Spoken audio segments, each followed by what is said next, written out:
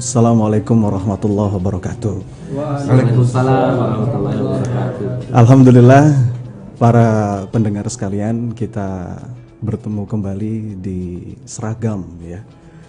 Serambi Keluarga Indonesia di Lita Harmoni Streaming Radio untuk Senyum Keluarga Indonesia. Nah, saat ini satu momen yang spesial ya, yang jarang sekali terjadi.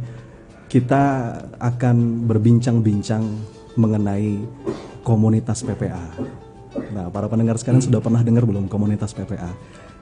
Hari ini berkumpul beberapa trainer dari PPA Institute. Ada 4 trainer di sebelah saya. 1, 2, 3, 4. Yang ini host ya. Bahagia sekali kita bisa berkumpul hari ini. Jadi ini not by design, para pendengar yang sedang menyimak streaming radio ini. Tidak kita rencanakan. Qadarullah hari ini kami baru menyelesaikan prosesi wisuda santri-santri Rumah Tahfiz Planner Indonesia di Bandung ya. Kemudian diundang sama Umi Rina untuk berbincang-bincang di sini. Kenapa kok kami mau-maunya? Karena kami sedang bernostalgia ya hari ini. Lita ini yang sekarang kita sebut sebagai Lita Harmoni Stream ini adalah salah satu sejarah saksi sejarah lahirnya komunitas PPA. Ya, jadi ini satu tempat yang betul-betul memorable yang nggak mungkin kami lupa. Maka begitu Umi Rina ngundang kami, pas lagi berkumpul beberapa trainer di sini, kita sambut. Ya, dan baru saja kita makan bareng tadi Madinah Express ya, Masya Allah. So kawan-kawan sekalian, karena ini Serambi Keluarga Indonesia, kita akan bincang-bincang santai, bincang-bincang khas kekeluargaan, sekaligus mudah-mudahan jadi wasilah bagi siapapun yang sedang menyimak siaran ini untuk mengenal lebih jauh apa sih komunitas PPA, gitu ya. Mungkin juga ada dari beberapa pendengar yang belum pernah dengar, belum pernah tahu seperti apa itu PPA. Mudah-mudahan wasilah siaran ini jadi kenal ya. Dari kenal jadi sayang, dan dari sana mudah-mudahan kita bisa sambung silaturahim bergabung dalam komunitas ini. So, saya kenalin dulu, ada beberapa guru-guru di sini. Di sebelah saya yang paling dekat ada Kang Helmi Faisal. Sapa dulu dong Kang Helmi. Assalamualaikum warahmatullahi wabarakatuh. Saya Kang Helmi, insyaallah mudah-mudahan bisa silaturahim nanti di sini dan di tempat lain insyaallah. Alhamdulillah, Kang Helmi ini salah satu co-founder dari PPA Institute, master trainer PPA Institute. Awal-awal dulu di tempat ini juga bareng sama Umi. Awal-awal PPA kita mensyiarkan komunitas ini lewat radio ini bersama Kang Helmi. Beliau penulis buku bestseller juga, Kajian 2080. Gimana nih kita bisa mengundang pertolongan Allah? Gimana ikhtiar-ikhtiar kita itu bisa mengetuk langit agar Allah mau nolong kita. Jadi PPA itu teman-teman sekalian singkatan, kepanjangannya Pola Pertolongan Allah. Ini learning community, jadi komunitas belajar. Kita punya misi satu, menanamkan nilai-nilai tauhid dalam semua aspek kehidupan. Aspek keluarga, aspek kehidupan sehari-hari, di anak-anak, teens. Makanya kita punya banyak program yang misinya satu, gimana menjadikan Allah itu betul-betul hadir dalam hidup kita. Nah, ini ada para guru-gurunya di sini, kita wawancara nanti hari ini ya. Kemudian sebelah Kang Helmi ada Ustadz Isa Sadra. Bagi teman-teman di Bandung dan sekitarnya harusnya sudah tidak asing lagi dengan beliau. Silakan kenalan dulu dong Ustadz. Baik, Assalamualaikum warahmatullahi wabarakatuh. Saya Isa Sadra, Asban ya, asli Bandung. Ya. Jadi insya Allah mudah-mudahan menjadi sahabat bagi teman-teman khususnya di Bandung. Ya, bagaimana kita bisa lebih dekat lagi, kita bisa silaturahmi. Saya setiap hari Selasa dan Rabu ada di Yayasan Amelia Tama. Jadi Yayasan Amelia Tama ini yayasan yang dikelola oleh PPA Institute. Ya, kita banyak kegiatan. Nah, salah satunya tadi Mas Sony sampaikan, kita baru saja selesai mengadakan wisuda ya, bagi adik-adik kita yang bergabung di Tahfiz Planner ya, Tahfiz Planner sudah angkatan ketiga. Insya Allah kita sebentar lagi masuk ke angkatan keempat. Nanti apa itu Yayasan Amelia Tama, apa itu PPA Institute, ya komunitas PPA, kita bisa lebih ngobrol lebih banyak, ya lebih dekat. Bisa datang ke Yayasan Amelia Tama di Jalan Sukaraja, ya. Nanti bisa ditanya, ya nanti kita kasih alamat lengkapnya. Terima kasih. Assalamualaikum warahmatullahi wabarakatuh. Waalaikumsalam. Ini sudah ada bunyi telepon, padahal belum kita buka loh ini line phone-nya. Halo, halo. Assalamualaikum. Waalaikumsalam. Bapak, Ya, Ibu. kalau PPA itu apa ya? Saya baru gabung soalnya. Oke. Kajian rutin PPA ada nggak? Terus di mana? Siap. Ini dengan Ibu siapa dari mana? Ibu Dian. Ibu Dian. Ibu Dian. Iya, Ibu Dian di mana? di Cihanjuang. Cihanjuang. Oke. Siap, Bu Dian. Insya Allah. Ini sepertinya pendengar setia ya. Kita belum sebutkan nomor teleponnya, udah langsung telepon. Baik, insya Allah pertanyaan Bu Dian akan terjawab sebentar lagi. Kita akan ngobrol-ngobrol nih. Apa sih itu PPA? Dan kenapa kami ingin mengajak teman-teman sekalian, ayo sama-sama kita belajar bareng di komunitas ini. Menyambung Ustadz yang tadi Ustadz Isa sampaikan, kawan-kawan pendengar dan yang sedang menyimak siaran ini, PPA sekarang sudah tersebar di 130 kota di seluruh Indonesia, bahkan di Malaysia, di Singapura. Ada beberapa komunitas juga yang ada di sana. Kemudian kita punya sayap sosial di bawah naungan Yayasan Abul Yatama Indonesia. Sekarang kita punya 20 rumah Quran. 20 betul ya? 20 rumah Quran se-Indonesia, dan hari ini baru kita menyelesaikan tadi wisuda untuk 25 santri yang telah menyelesaikan ziyadah 30 juznya gitu ya. Nah, juga salah satu senior trainer dan juga pembina Yayasan Abul Yatama, di sebelahnya Ustadz Isa ada guru kami juga Ustadz Mukhtar Fatoni. Silakan disapa dulu Ustadz. Assalamualaikum warahmatullahi wabarakatuh. Waalaikumsalam. Salam cinta dan harmoni untuk Lita Harmoni Streaming Radio dan untuk senyumnya keluarga Indonesia. Kami dari PPA Institute ingin terus membersamai seluruh masyarakat agar kita terus menjadi hamba yang ditolong oleh Allah, hidup bahagia di dunia sampai di akhirat. Masya Allah. Barakallah. Jadi gitu teman-teman sekalian, kita punya satu semangat yang betul-betul kita jadikan nafas dalam setiap langkah kita. Nggak ada artinya apa yang kita lakukan kalau kita nggak ditolong sama Allah. Itulah kenapa kita sangat terobsesi sekali dengan tema-tema seputar pertolongan Allah.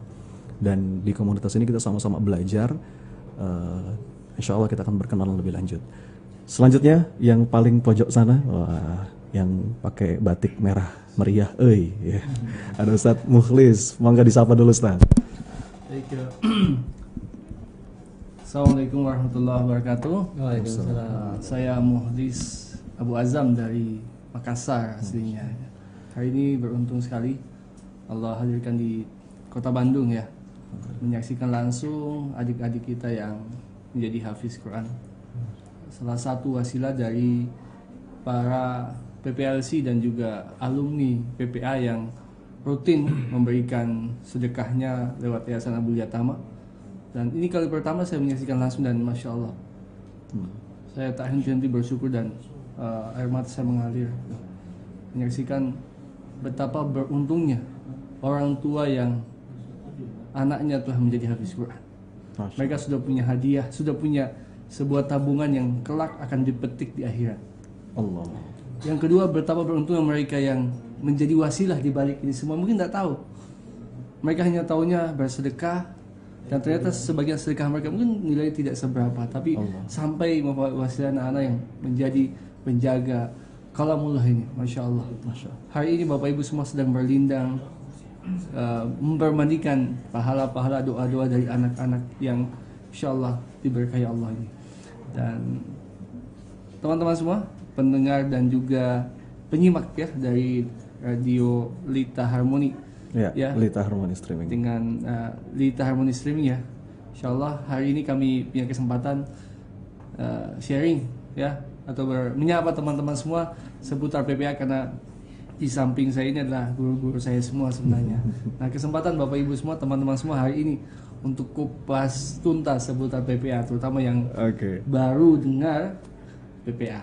Itu mungkin dari saya. Siap, Masya Allah. Terima kasih Ustadz. Jadi kita bincang-bincang beberapa menit ke depan teman-teman sekalian. Bagi yang mau bergabung via telepon bisa menghubungi Harmoni Streaming di 022 2066 8630. Wah, saya udah cocok jadi pembawa acara. Alhamdulillah. Oke, nah sekarang apa sih PPA? Itu komunitas macam apa? Kegiatannya apa? Ngapain aja sih?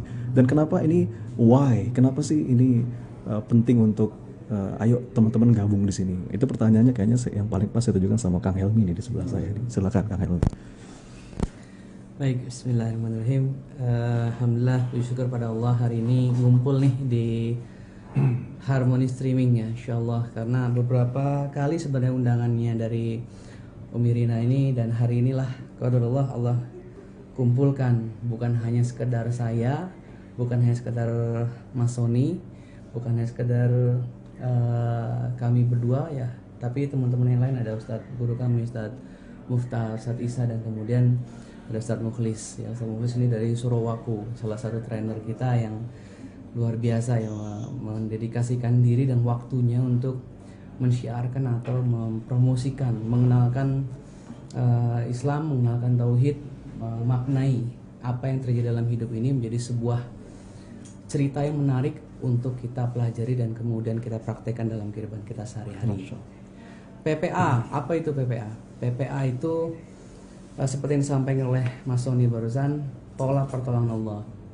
Apa benar yang namanya pertolongan Allah itu bisa dipolakan? Ya, sangat benar dan bisa dipastikan. Kenapa? Karena semuanya sudah termaktub dalam ayat-ayat Quran. Ya, dalam Al-Quran banyak sekali ayat-ayat yang sudah bisa kita jadikan sebagai referensi dari pola bagaimana, mengapa, dan apa yang harus kita lakukan agar pertolongan Allah itu sampai dalam kehidupan kita. Pada dasarnya Allah sudah siap sedia membantu hambanya, bukan hanya membantu, sudah menjadi sebuah paket keniscayaan, kepastian bahwa yang namanya pertolongan Allah itu adalah sesuatu yang mutlak ya, diterima oleh seorang manusia, seorang hamba. Nah, pertanyaannya kenapa kok kita merasa bahwa pertolongan Allah itu belum sampai dalam kehidupan kita? Jangan-jangan ada sebuah hal yang bikin Allah itu bukan tidak menurunkan tapi menunda. Ya, menunda pertolongan itu turun sampai pada sebuah titik di mana kita sudah memenuhi syarat-syarat yang Allah berikan kepada seorang hamba sehingga mereka bisa mendapatkan pertolongan Allah. Ujian itu pasti turun. Itu beberapa hikmah yang beberapa waktu terakhir ini saya rasakan sangat kental sekali terjadi dalam kehidupan. Dan yang namanya ujian itu adalah sesuatu yang mutlak dijalani oleh seorang hamba yang dalam hatinya punya komitmen untuk menjadi seseorang yang beriman. Karena Allah memfirmankan tidak akan dikatakan seseorang itu beriman kecuali beliau itu, seorang hamba itu diuji oleh Allah Subhanahu wa taala. Kenapa harus diuji?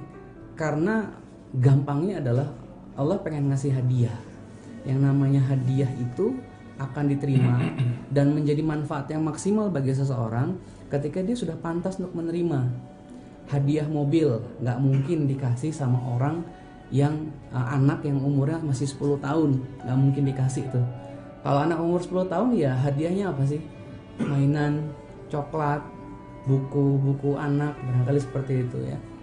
Nah, kalau misalnya dia remaja umur 17 sampai 20 tahun, apa masih cocok dikasih kincringan anak-anak hadiahnya? Atau mobil-mobilan? Kayaknya enggak sih ya. Jadi setiap orang itu punya hadiahnya masing-masing dan mereka dipantaskan dengan hadiahnya. Nah, hal seperti inilah yang akan kita pelajari dalam komunitas PPA. Kita biasakan, kita dawamkan, kita berikan sebuah makna hikmah sehingga akhirnya mudah bagi kita untuk membaca pesan cintanya Allah. Apa itu pesan cintanya Allah? Sesuatu yang Allah inginkan untuk kita lakukan. Dan untuk mencari apa yang harus kita lakukan, kita maknai ya dari kejadian-kejadian yang kita alami melalui ujiannya, permasalahannya dan sebagainya. Teman-teman sekalian, insyaallah itu sedikit mengenai PPA, dan yakin nanti para guru-guru saya yang lain akan memberikan penjelasan PPA akan lebih dalam lagi insyaallah. Demikian. Masya Allah, luar biasa. Terima kasih Kang Helmi. Jadi bagi para pendengar yang sedang menyimak streaming ini bisa gabung di grup Facebook Belajar Tauhid bareng PPA, atau juga follow Instagramnya PPA Institute ya untuk lebih detail lagi tahu apa sih PPA. Pada garis besarnya teman-teman sekalian, kita tuh punya masalah, kita pasti punya keinginan. Berangkat dari dua ini. Sebagai seorang manusia, kita pasti punya masalah. Adakah di antara kita yang nggak punya masalah? Dan kita pasti punya keinginan. Dan sebaik-baiknya manusia, ketika dalam upayanya menyelesaikan masalah hidup, dalam upayanya mengejar impian-impiannya, itu melibatkan Allah dalam setiap nafas, dalam setiap langkahnya. Nah, itu yang jadi misi kami, menemani perjalanan cinta padanya. Bagaimana Allah itu hadir dalam setiap gerak langkah kita. Nah, ini guru-guru ini yang menjadi teman perjalanan dalam komunitas ini. Guru-guru yang ilmunya Masya Allah mendalam sekali, yang layak untuk kita jadikan teman perjalanan ya menuju cintanya Allah. Baik, Ustaz Isa, say something about PPA. Apa yang paling berkesan tentang PPA dan kenapa sih ini penting, Ustaz Isa?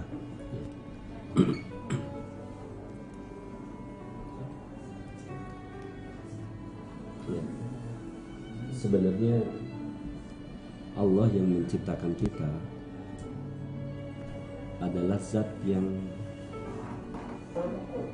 begitu memperhatikan setiap detail kehidupan kita, termasuk juga pada hakikatnya masalah atau ujian yang hadir dalam kehidupan kita, hakikatnya ada dari Allah Subhanahu wa Ta'ala. Jadi ketika seorang manusia mendapatkan musibah, sebenarnya dia sedang menjalani fitrah kehidupannya. Masya Allah. Karena ketika seseorang tidak lagi mendapatkan ujian, tidak lagi mendapatkan cobaan, ya berarti sudah selesai ya, masa hidupnya di dunia ini. Contoh misalnya seorang mahasiswa yang dia masuk melalui sebuah ujian untuk masuk ke sebuah universitas, kemudian dia melalui proses belajar, membayar apa yang harus dibayar ya sebagai bagian dan konsekuensi dari pendidikan yang dia tempuh. Kemudian ketika waktunya ujian, dia tidak boleh ikut ujian. Kira-kira mahasiswa tadi harusnya marah nggak? Harusnya marah. Kira-kira dia nangis nggak ketika dia sudah belajar, ternyata di waktu ujian datang, kemudian dosennya bilang kamu nggak boleh ikut ujian. Secara fitrah, mahasiswa itu akan sedih. Kok saya udah belajar, saya udah bayar, kenapa di waktunya ujian saya nggak boleh ikut gitu? Kenapa mahasiswa ini sedih, kemudian dia marah, dia tidak boleh ikut ujian? Karena dia sadar dengan ujian itu adalah sebuah proses untuk menaikkan level pendidikan dia, sebagai upaya untuk istilahnya naik kelas seperti itu. Jadi ketika dia tidak mendapatkan ujian, berarti tidak ada kesempatan dia untuk naik kelas. Seperti itu. Nah, coba kalau kita menggunakan paradigma seorang mahasiswa ini, tentunya kita sama. Ketika kita kok merasa hidup kita lancar-lancar saja, tanpa masalah, ya, terkesan tanpa ujian, justru kita harus bertanya, kenapa ya Allah tidak menguji kita? Jangan-jangan Allah tidak menguji kita karena Allah tidak menginginkan kebaikan lebih dalam kehidupan kita. Justru siapapun dari sahabat semua yang saat ini mungkin merasa sedang berat dengan ujian yang diterima dalam kehidupannya, yakinlah bahwasanya ini suatu proses yang Allah inginkan agar kita naik kelas, agar kita sampai ke derajat yang lebih tinggi. Ibarat kita sedang menapaki anak-anak tangga, ujian itu adalah sebuah upaya, sebuah proses untuk kita naik ke anak tangga berikutnya yang lebih tinggi, sampai akhirnya kita mencapai di posisi anak tangga tertinggi, yaitu kita berada di surganya Allah Subhanahu wa Ta'ala. Kita bertemu dengan Allah Subhanahu wa Ta'ala. Jadi nah tentunya ketika misalnya Allah memberikan ujian, Allah sudah mengukur kemampuan hamba-hambanya ini di dalam menerima ujian. Allah tidak akan memberikan sebuah ujian di luar batas kemampuan hambanya. Contoh misalnya saya punya 2 orang anak. Satu anak usia 2 tahun, satu anak usia 7 tahun. Kemudian saya ingin meminta bantuan anak saya untuk mengangkat kursi yang beratnya 5 kilo. Kira-kira saya minta bantuan yang 2 tahun atau yang 7 tahun? Pasti yang 7 tahun dong. Karena apa? Karena saya yakin anak saya yang 7 tahun bisa ngangkat kursi yang beratnya 5 kg. Saya nggak mungkin nyuruh anak saya yang 2 tahun untuk mengangkat kursi yang beratnya 5 kg, karena saya sadar kekuatannya belum sampai. Ya, dia nggak cukup tenaga untuk bisa mengangkat beban tadi.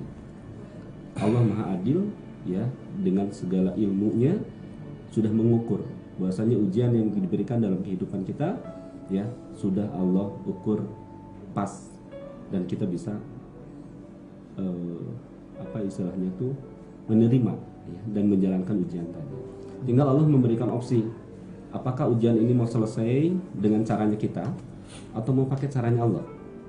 Kalau mau pakai caranya kita, ya kita tentunya akan mengeluarkan semua daya upaya kita, ya, tenaga kita, pikiran kita, energi kita untuk bagaimana menyelesaikan ujian tadi.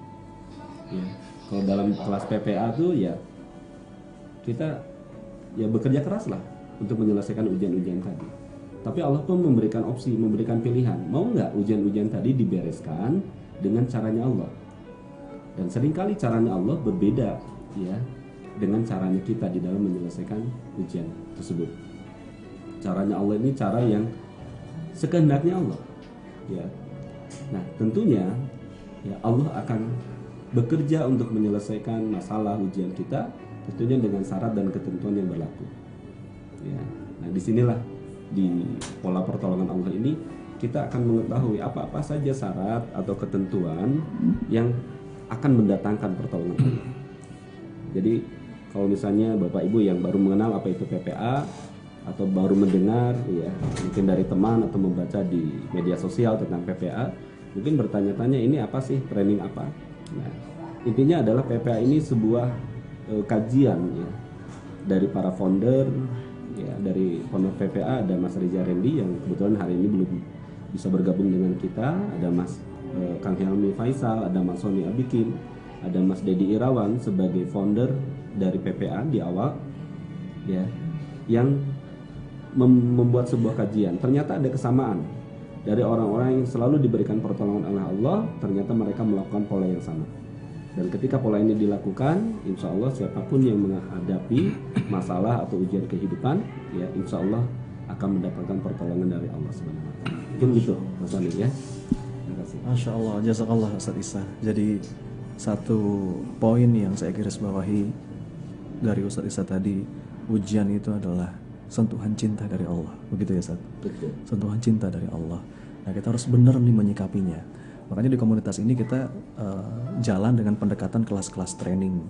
Kita menyebutnya private class dengan beragam segmentasi yang kita siapkan, gitu ya. Ada jejak benang merah dan pola yang sama yang hampir selalu bisa kita temukan dalam diri mereka-mereka yang ditolong oleh Allah. Kita tadabburi Quran, tadabburi sabda Rasul. Dari mulai kisah Nabi Adam alaihissalam, kisah Nabi Nuh alaihissalam, kita bahas di kelas. Kisah Nabi Yunus alaihissalam, kita bahas di kelas. Kisah Nabi Musa alaihissalam sampai kisah Rasulullah Muhammad itu kita bahas di kelas dan kita bumikan dengan masalah-masalah kita sehari-hari. Wah ternyata dekat sekali, gitu ya. Sekarang sama-sama kita dengarkan dari guru kami semua. Ada Ustadz Mukhtar Fotoni. Ustadz, say something Ustadz tentang PPA dan kenapa ini penting Ustadz. Silakan Ustadz. Ya, bismillahirrahmanirrahim. Rabbi shrah li sadri wa yassir li amri wahlul 'uqdatam min lisani yafqahu qawli. Keluarga Harmoni, kalau tadi Mas Sony sudah menyampaikan bahwa orang-orang yang ditolong sama Allah, orang-orang yang beruntung dalam hidupnya, sebenarnya adalah pola yang terjadi pada orang-orang sebelum kita, dari sejak Adam sampai sekarang, dari Nabi Adam sampai Adam Jordan. Dan semua itu menjadi ibrah buat kita. Kemudian Allah kabarkan dengan penuh cintanya dalam kitab suci Al-Quran tentang orang-orang yang ditolong oleh Allah Subhanahu wa Ta'ala. Dan saya merasakan bahwa awal-awal ketika Allah hadirkan PPA dalam kehidupan saya, Allah hadirkan PPA dalam kehidupan saya di saat memang posisi benar-benar membutuhkan pertolongan Allah, di saat duka dengan dunia, di saat duka dengan kehidupan. Duka dan sedih itu sebenarnya sesuatu yang sudah biasa dijalani oleh manusia, tapi Allah nggak ingin hambanya ini berduka. Allah nggak ingin orang beriman itu berduka dengan soal dunia. Allah nggak ingin kita orang beriman ini sedih dengan perkara dunia. Apakah itu terlepas atau hilang dalam kehidupan kita? Wala tahinu wala tahzanu wa antumul a'launa in kuntum mu'minin. Dalam surat Al-Hadid ayat 21-22 pun juga dijelaskan. Dan ternyata saya mencoba untuk memaknai beberapa kisah-kisah orang-orang yang kemudian pada akhirnya ditolong oleh Allah. Dan orang-orang yang hari ini juga ditolong oleh Allah, yang awalnya mereka menghadapi kedukaan dan kesedihan. Kalau kita bertanya sebenarnya apa yang membuat manusia itu sedih dan berduka? Apa itu, Ustaz? Kesedihan itu muncul makin sedih ketika dia makin merasakan kemelekatan tentang kehidupan. Jadi orang semakin melekat dengan dunia, hati itu melekat dengan dunia, maka nanti ketika dunia itu dicabut, maka semakin sakit. Allah. Semakin melekat, semakin sakit. Tapi ketika seseorang dengan dunia, jabatan, posisi, follower, ya, pendengar dan sebagainya, harta, mobil, itu ketika sudah tidak melekat di dalam hati, maka ketika itu ditarik sebentar oleh Allah, dia nggak sedih dalam kehidupan dunia, karena ini memang bukan milik dia, ini bukan kerja keras dia, tapi ini memang karunia dari Allah Subhanahu Wa Taala. Kalau tadi Mas Soni sudah sampaikan salah satu contoh kisah para nabi, yang ini Pak ingin saya share pada kesempatan ini. Bagaimana duka dan sedihnya seorang ibunya Musa. Oke. Ya, yang awalnya menginginkan punya anak laki-laki, tapi di negeri itu diumumkan bahwa kalau ada anak laki-laki akan dibunuh oleh seorang raja Firaun. Ya. Tapi akhirnya Allah mengingatkan pada Musa, pada Ummi Musa dalam awal surat Al-Qasas, wa ukhiya ila Ummi Musa an alqih, dan diwahyukan, diilhamkan pada Ummi Musa untuk menyusui, mengurus anak ini. Tapi kalau engkau takut dan khawatir, maka lepaskanlah bayi ini. Dan jangan khawatir dan jangan sedih. Wala takhafi wala tahzani. Wala takhafi wala tahzani. Karena Allah sangat ngerti bahwa apapun yang dilepas itu akan menimbulkan efek sedih dan khawatir, mungkin takut. Bagaimana nggak takut kehilangan harta? Bagaimana nggak tahu kehilangan suami? Apapun ya. Apapun. Tapi Allah ingatkan pada Ummi Musa, nggak usah takut, nggak usah sedih. Fa'audu, nanti aku akan kembalikan engkau Musa ini dalam sebagai seorang nabi. Allah. So, akhirnya kemudian, dan kisah yang lebih dahsyat lagi adalah ketika Musa sudah mulai besar. Musa ketika diasuh di istana Firaun, itu bukankah dia melekat juga dengan kondisi yang begitu nyaman? Di situ banyak harta, banyak kenikmatan di istana Firaun. Tapi Allah tidak ingin hambanya terlalu melekat hatinya dengan dunia. Sebagaimana Allah tidak ingin hatinya ibunya Musa melekat dengan anaknya, yang nanti pada akhirnya akan dikembalikan dalam kondisi sebagai seorang rasul. Begitu juga Musa ketika di dalam istana, itu Allah tidak ingin hati Musa terlalu melekat dengan istana. Allah mudah aja bikin satu kasus, bikin satu kejadian, dibuat Musa akhirnya melihat ada orang dua yang bertikai, akhirnya terus kemudian ingin melerai, yang satu dari suku Kipti, yang satu dari Bani Israel. Yang singkat cerita akhirnya justru yang mati adalah dari Kaum Kipti. Yang dengan Kipti itulah di antara sebab akhirnya Musa meninggalkan istana dengan segala kemewahannya.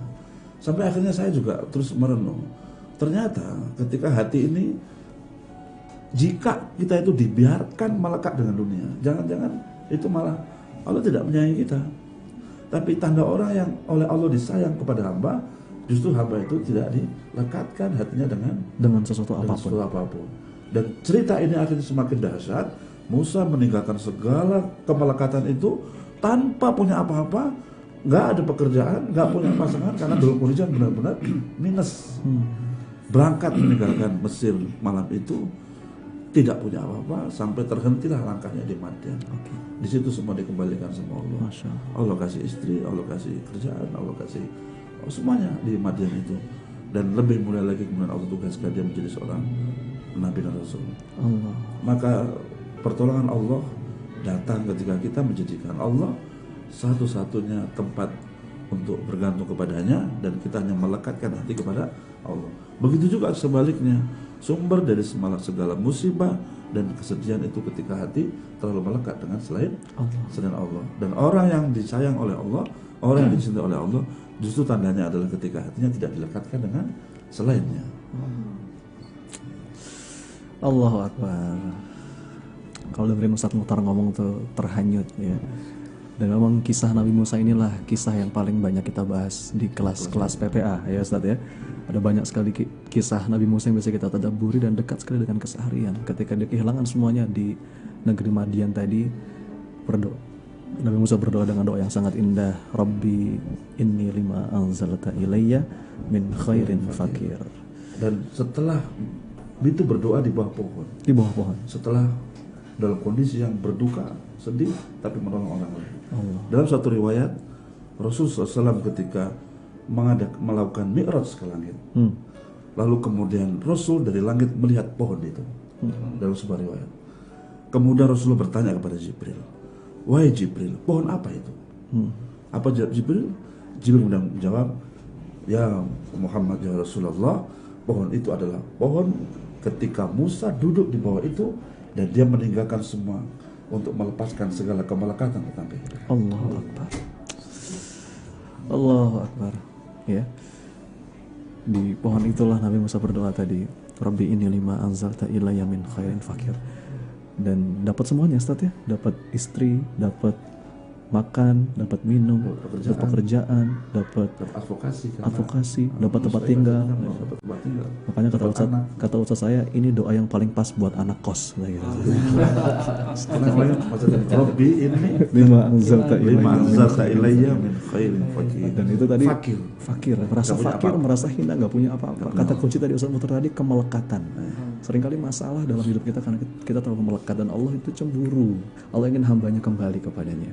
Dan pertanyaan tadi ditanyakan Rasulullah ketika Mi'raj ya, ketika Mi'raj, ketika proses Isra Mi'raj. Nah, ngomong Isra Mi'raj, saya jadi ingat, insya Allah bulan Februari besok kita akan bikin spiritual journey ya, perjalanan 3 negara, kita menapaki jejak-jejak para nabi, khususnya Nabi Musa ke Mesir, ke Palestina, dan ke Jordan, Al-Aqsa. Di situ kita akan melihat titik tolak Rasulullah Mi'raj di Dome of the Rock gitu ya, di titik take off-nya Rasulullah Mi'raj. Teman-teman, ayo kita bareng-bareng ya niatkan ibadah.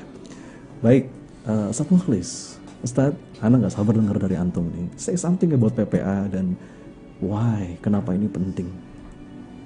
Baik, melanjutkan apa yang telah disampaikan guru-guru kita tadi. Jadi kalau bicara soal kehidupan, kita sering berbicara tentang masalah dan ujian. Oke.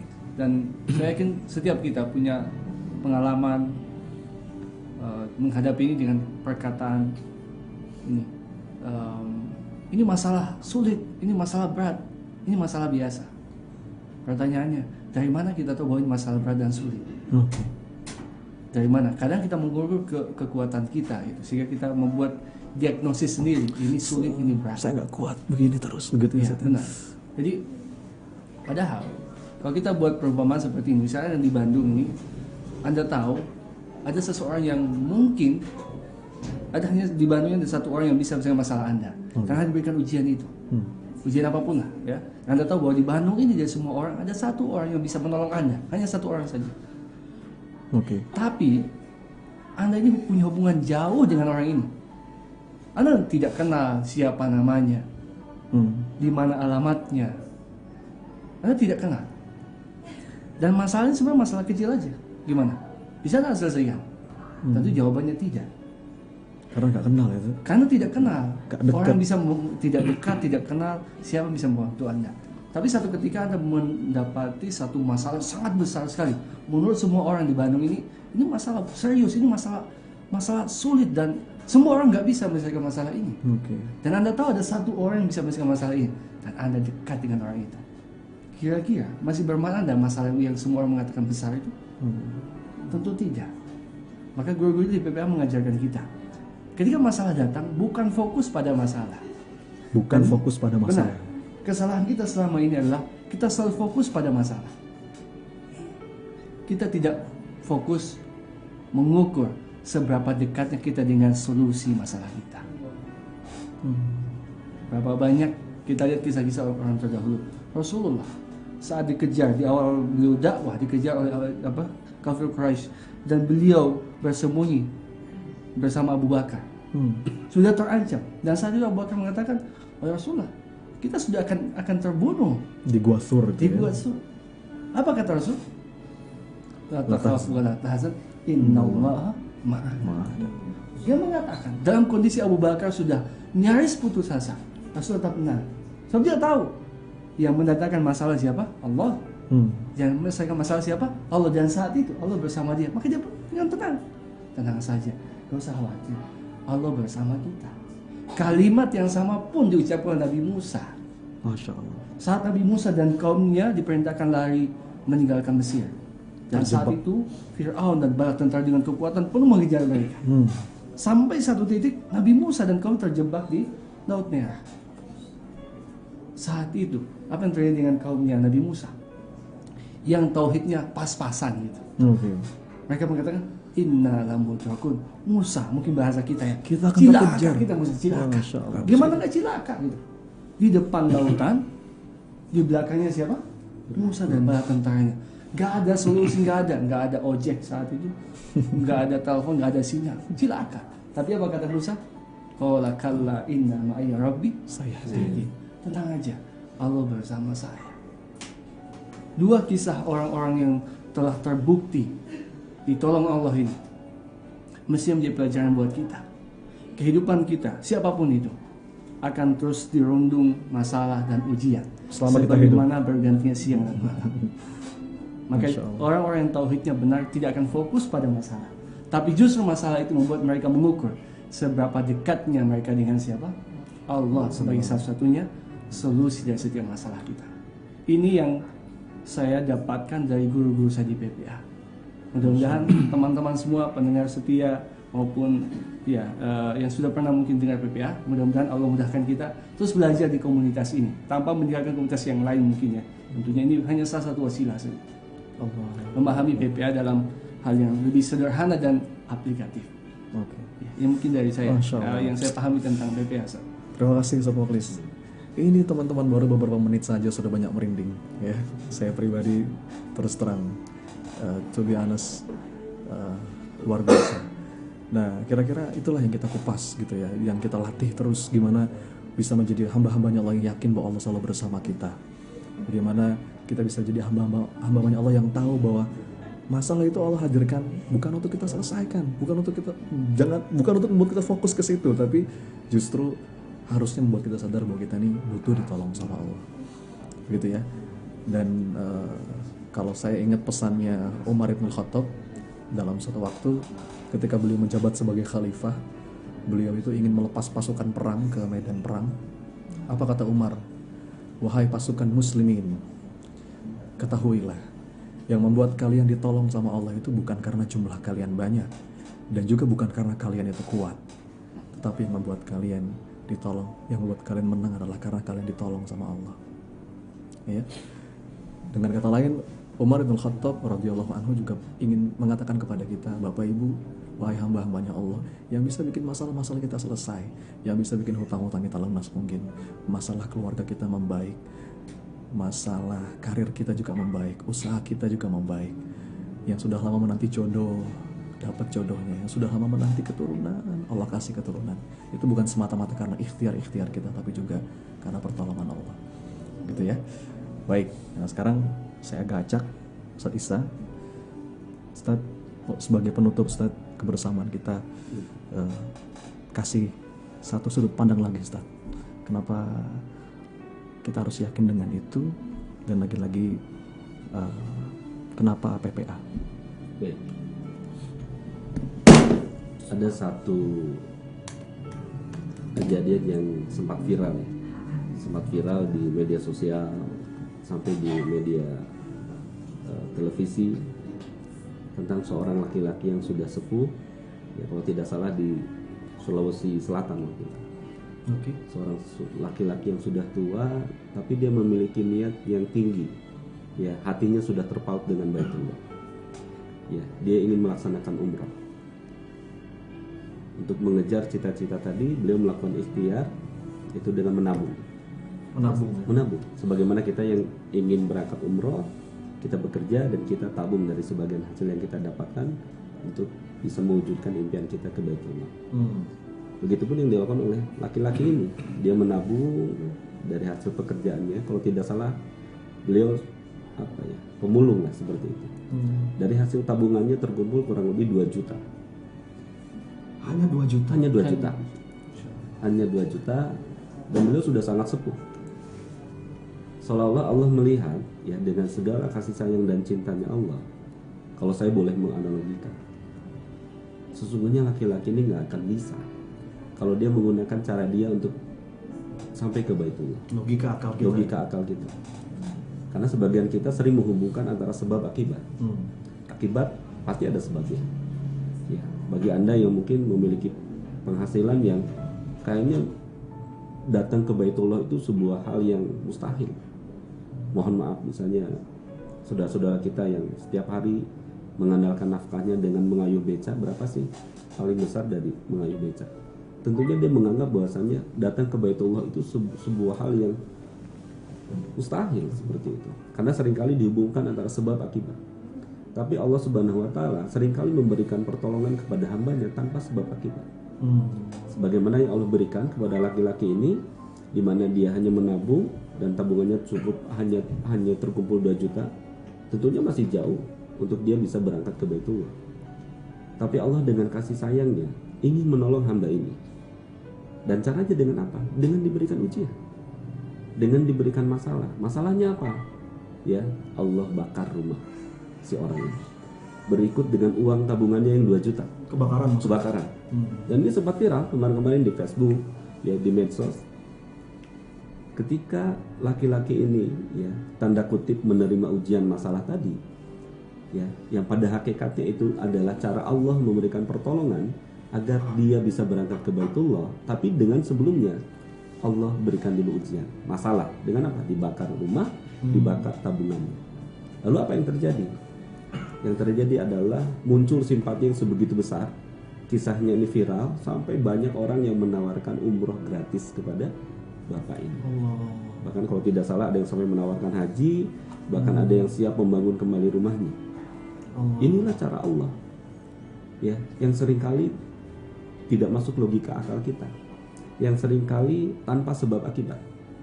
Yang bagi Allah, ketika Allah sudah menginginkan menolong seorang hamba, Allah hanya berkata kun fayakun.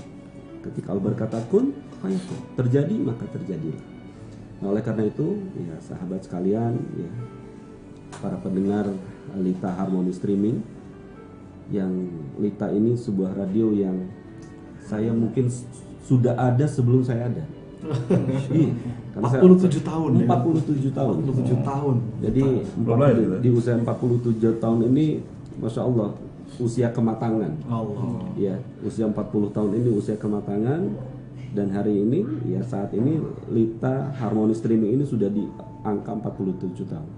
Tapi di angka 47 tahunnya ini justru spiritnya makin naik nih, makin powerful. Karena saya yakin, ya, kenapa bisa bertahan sampai 47 tahun? Karena ada sebuah niat. Ya, kalau di kelas kita tuh kekuatan niat, bagaimana niat yang diluaskan ini menjadi satu alasan, ya Allah akan memberikan pertolongan untuk kita. Masya Allah. Nah, nanti kita bisa diskusi dengan Teh Rina, ya, bagaimana Lita di usia 47 tahunnya dengan spirit 47 tahun, ya, Lita mengudara. Ya, ini masya Allah kita akan belajar banyak. Dan ternyata ketika kita coba gali, ada kesamaan, Mas. Ada kesamaan. Ya, jadi daripada Anda coba tes ukur, try error untuk bagaimana Allah memberikan pertolongannya untuk kita, sebenarnya cukup simple. Kalau kita ingin tahu, ingin simple, ingin dapat shortcut, ya, datang ke kelasnya PPA. Ya, cukup 1 hari, ya, luangkan waktu 1 hari, Anda belajar, ya, kurang lebih sekitar 10 sampai 12 jam. Kita akan dapat formula-formula atau bagaimana cara-cara Allah menurunkan pertolongannya untuk kita. Dan tentunya dengan dipraktekkan, dengan kita tetap dengan bertotal bergantung kepada Allah, insya Allah Allah akan menyelesaikan sepelik apapun masalah yang kita hadapi saat ini, seberat apapun ujian yang menghimpit kita hari ini. Ya, total bergantung dan lakukan, ya, pola-pola yang diajarkan oleh Allah Subhanahu Wa Taala, dan nanti yang kita akan sama-sama belajar di kelas PPA. Gitu, Mas. Ya, jadi rugi kalau misalnya tidak hadir di kelas. Insya Allah, ya. Terima kasih. Di kelas itu kita tadaburi kisah-kisah yang tadi, ya. Betul. Dan insya Allah sama-sama kita belajar, Bapak Ibu kawan-kawan sekalian. Dan sampai sekarang sudah tersebar 130 kota komunitas PPA ini, Bapak Ibu kawan-kawan. Udah ada puluhan ribu alumni dan betul-betul organik gitu ya. Kita nggak nyangka bisa sebesar ini. Sama seperti pertemuan hari ini, nggak kita desain, tiba-tiba Umi Rina menawarkan untuk ayo live streaming, bismillah. Allah yang berkehendak, mudah-mudahan ada kebaikan di situ. Baik, Mas Helmi, nasihat terakhir untuk saya dan untuk kita semua. Silakan Mas Helmi. Ya, yang memberi nasihat juga butuh nasihat sebenarnya. Ya, karena sejatinya manusia itu tempatnya seluruh yang namanya lemah. Ya, tidak ada satu bakteri, virus, otot, syaraf di tubuh kita ini yang bisa bergerak sendiri kecuali kehendak Allah. Dunia ini Allah yang atur. Karena Allah yang atur, karena dunia ini Allah yang menciptakan. Dan karena Allah yang menciptakan, sehingga Allah memberikan aturan. Kenapa diberikan aturan? Karena Allah ingin dunia yang kita tempati ini menjadi dunia yang damai, dunia yang memenuhi segala kebutuhan para hambanya. Seharusnya begitu. Tapi kenapa dalam kehidupan kita banyak sekali permasalahan yang muncul dalam hidup? Karena bisa jadi kedamaian yang sudah disertakan oleh Allah sebagai sebuah paket untuk seorang manusia, yaitu dipenuhinya segala kebutuhan, tidak dirasakan. Bukan karena tidak ada, tetapi tidak diyakini. Gampang bahasanya, orang tua kita sudah menyediakan makanan di depan meja. Alih-alih tinggal makan, kita nggak mau makan. Akhirnya orang tua kita nyuapin kita dulu kecil ya, ingat. Nyuapin kita tinggal buka mulut nih, tapi kemudian kita lari-lari. Layaknya anak kecil yang nggak tahu apa manfaatnya dari makan. Mereka cuma tahu bahwa yang namanya makan tuh ngerepotin, karena mereka lagi main. Asik-asiknya lagi main, kemudian dikasih makan, sehingga mereka lebih sibuk dengan apa yang dia sukai dibanding manfaat yang akan diberikan oleh orang tua kita. Mirip nggak kira-kira dengan kehidupan kita saat ini? Senangnya main, senangnya melakukan apa yang kita lakukan, apa yang kita sedang lakukan hari ini. Tapi ketika Allah hendak memberikan rezeki yang memang sudah saatnya diberikan, jangan-jangan kita lari. Jangan-jangan kita nggak mau, jangan-jangan kita nggak mau mangap ya, nggak mau buka mulut, tinggal masukin makanan selesai sudah. Tapi karena kita memilih untuk asik dengan apa yang kita lakukan, akhirnya rezeki itu jauh, akhirnya rezeki itu tidak kita dapatkan, sehingga sampai pada suatu hari Allah bilang pada kita, ya sudah wahai hambaku, suatu saat nanti ketika engkau sadar bahwa semuanya ini akan kembali kepadaku, engkau akan kembali. Pertanyaannya adalah kita kembalinya dalam keadaan kayak gimana? Apakah dalam keadaan kotor tubuh kita baru kita kembali pada Allah? Apakah dalam keadaan lapar perutnya dan terlilit segala macam hal? Mungkin dalam kehidupan kita terlilit hutang, kemudian kita kembali pada Allah. Apakah dalam keadaan rusak segala bentuk tubuh kita ini baru kita kembali kepada Allah? Apakah dalam kondisi kayak gitu kita baru kembali pada Allah? Oleh karena itu, sahabatku sekalian, saya meyakini, lihatlah cahaya di antara cahaya. Pilihlah cahaya Anda, mana yang akan menerangi kehidupan kita. Begitu banyak cahaya di kehidupan ini. Cahaya mana yang akan Anda ambil? Apakah cahaya Allah atau cahaya semu yang selalu menerangi kehidupan Anda, namun tidak membawa kebaikan apapun dalam hidup, yang membuat Anda kembali kepada keterpurukan berikutnya, dan akhirnya kita tidak akan pernah mencapai kepada sebuah pencapaian terbaik dalam kehidupan, karena kita selalu berada pada posisi nol, alias gagal lagi. Semoga kita tidak termasuk menjadi orang-orang yang sedemikian itu, dan kita bisa melihat, bisa mendapatkan nikmat dari Allah untuk memilih cahaya yang terbaik, cahaya sejati, cahayanya Allah SWT. Masya Allah. Terima kasih Mas Helmi. Dengan kata lain, Mas Helmi ngomong, mau sampai kapan kita akan sadar bahwa Dialah Allah satu-satunya yang kita butuhkan, gitu ya Mas ya. Masya Allah. Jazakallah Kang Helmi. Ustaz Mukhlis, nasihat terakhir untuk kita semua. Baik ya, melanjutkan apa yang disampaikan guru tadi. Jadi apa yang kadang-kadang membuat kita terpuruk dalam kehidupan dunia ini?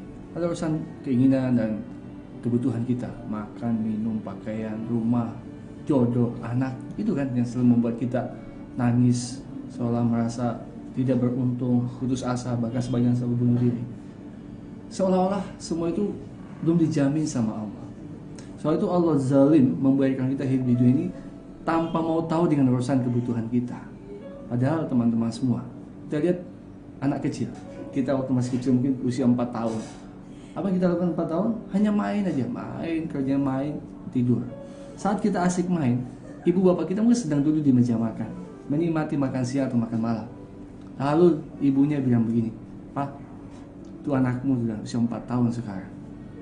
Terus, memang ada apa? Kalau dia udah 4 tahun? Tahun depan dia mau sekolah loh anakmu. Kamu gak bisa begini terus. Mulai sekarang, kamu harus tambah penghasilanmu. Kita harus sisipkan dari setiap penghasilan untuk biaya dia sekolah nanti. SD dia di mana, TK di mana, SD, SMP. Udah dipikirkan. Kita asik main, orang tua kita mungkin bertengkar untuk urusan kita. Sebegitu pedulinya mereka dengan kita. Itu orang tua kita yang hanya jadi wasilah kita ada di dunia ini. Pertanyaannya, teman-teman semua, apakah Allah itu setelah dilahirkan kita di dunia ini membiarkan kita tanpa mau tahu dengan urusan kebutuhan kita? Allah. Tentu tidak. Allah sudah menetapkan dirinya Ar-Rahman, Ar-Rahim, dan beliau akan buktikan itu sejauh sebelum kita lahir. Apa yang kita butuhkan di sini Allah sudah tetapkan semuanya. Allah sudah atur secukupnya. Tinggal kita ini susahnya nggak mau ikut aturannya Allah. Seperti tadi Ustaz Isa sampaikan, kita nggak mau diatur.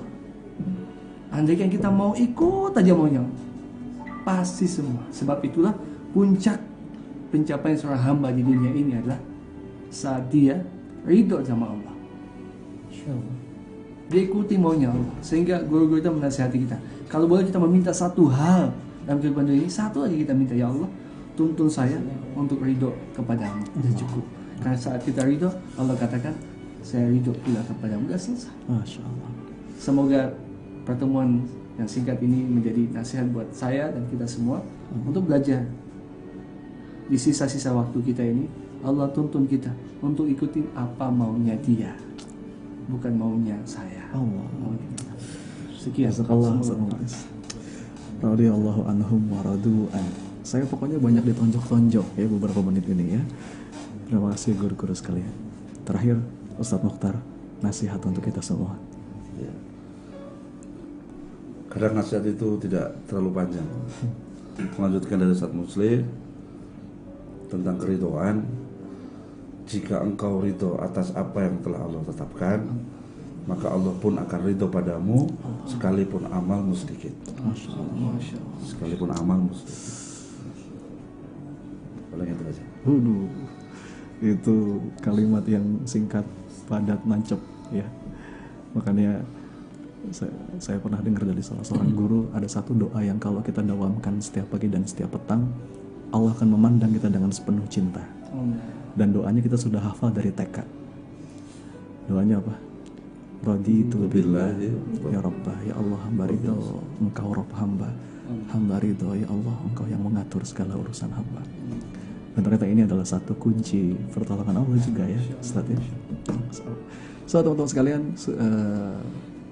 mudah-mudahan diskusi kita sore hari ini ada manfaatnya. Dan biasanya kita setiap tahun itu ngumpul seluruh alumni PPA dari se-Indonesia, Malaysia, Singapura, setahun sekali di satu tempat. Kita kasih tajuk International Gathering ya. Begitu ya. Ada Kang Imam yang senyum-senyum di sana ya. Ya, untuk tahun ini insya Allah gathering pertama kita adakan di Bogor, gathering kedua kita adakan di Malang, gathering ketiga di Jogja, keempat di Bandung. Nah, gathering kelima tahun ini insya Allah tanggal 23 November itu kita kumpul bareng-bareng seluruh alumni, sharing seperti tadi itu di Jakarta insya Allah di Mahaka Square Kelapa Gading. Itu satu silaturahim akbar komunitas PPA seantero Nusantara. Untuk sekalian, mudah-mudahan manfaatnya. Untuk info lebih lanjut tentang PPA bisa follow Instagram PPA Institute dan grup belajar tauhid bareng PPA. Jangan lupa juga like Harmony Streaming Radio ya. Semangat 47 tahun. Saya bilang tadi radio ini salah satu wasilah tersebarnya PPA dulu di awal-awal dan kebahagiaan saya. Terima kasih Umi Rina atas kesempatan sore hari ini. ya, sebuah kehormatan bagi kami bisa diundang untuk siaran sore hari ini. Begitu, kawan-kawan, terima kasih para guru sekalian. Ya, bincang-bincang bersama 4 trainer PPA ya. 1, 2, 3, 4. Hari ini saya host. Masa nih salah satu trainer juga, co-founder PPA. Pencetak trainer. Kita tutup dengan doa kafaratul majelis. Subhanakallahumma wa bihamdika asyhadu an la ilaha illa anta astaghfiruka wa atubu ilaik. Harmoni Streaming Radio untuk Senyum Keluarga Indonesia. Assalamualaikum warahmatullahi wabarakatuh. Waalaikumsalam warahmatullahi wabarakatuh.